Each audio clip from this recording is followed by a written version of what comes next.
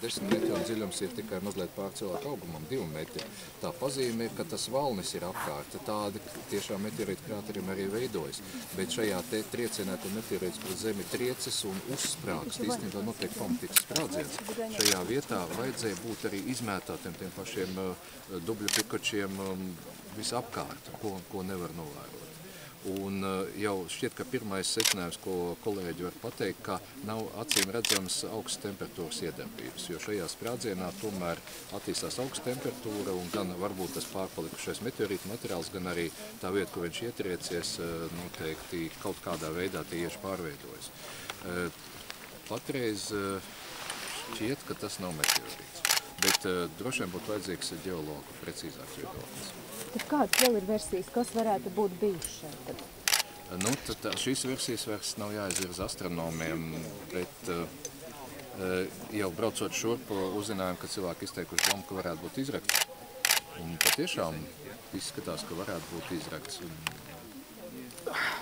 Tas vairāk ir balstīts uz intuīciju un kopējo tādu izpratni par šīm lietām. Es nevaru apgalvot, ka esmu tāds eksperts, jo neesmu bijis daudzos meteorītu krāteros pasaulē, bet tajos dažos, kurus esmu redzējis, aina ir tomēr citādi.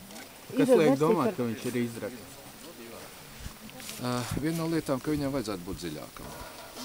Triecienu krāteram viņam ir praktiski apaļa forma. Šeit tomēr viņš ir apaļš šādā virzienā, griezumā, bet viņš neaiziet dziļumā apaļš, viņš ir diezgan plakans apakšpusē.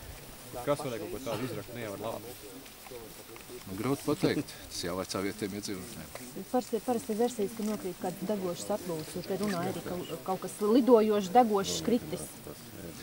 Īstenībā tā ugunslode, ko redz, to redz pat ne tik daudz tajā krišanas vietā, kā diezgan patālu, vairāk kilometru varbūt attālumā cilvēki redz to meteorītu lidojumu. Tad, kad viņš ietriecis zemē, tad varētu redzēt sprādzienu, gaisā izsviesto dūmu putekļu.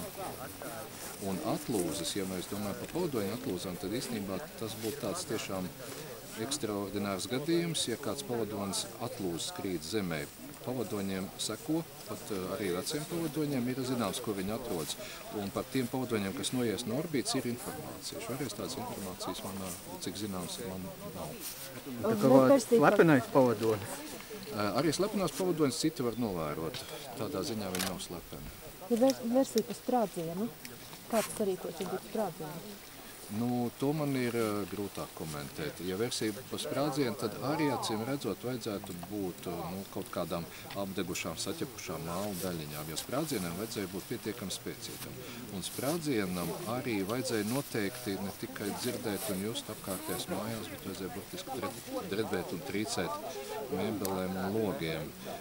Cik zinu, man liekas, ka Valmierā ir seismometrs, iespējams, ka vajadzēs sazināties viņam, noskaidrot, to viņi ir reģistrējuši kā to seismisku sprādzienu. Tad kā jūs kā pieredzējis speciālists, ko jūs teikt, kādas ir jūsu domas tad? Uz ko jūs vedinat prāts? Man ļoti gribējās ieraudzīt šeit meteorītu, bet tās pazīmes, ko es redzu pagaidām, diemžēl pat to neliecina.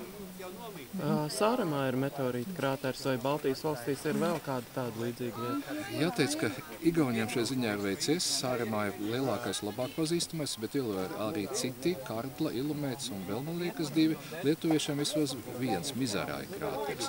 Latvijā ir ļoti vecs, apmēram pusmiljārdu gadu vecs krāteris pie Dobeles, kur mēs nevaram apskatīt, jo tur virspusē nekas nav redzams.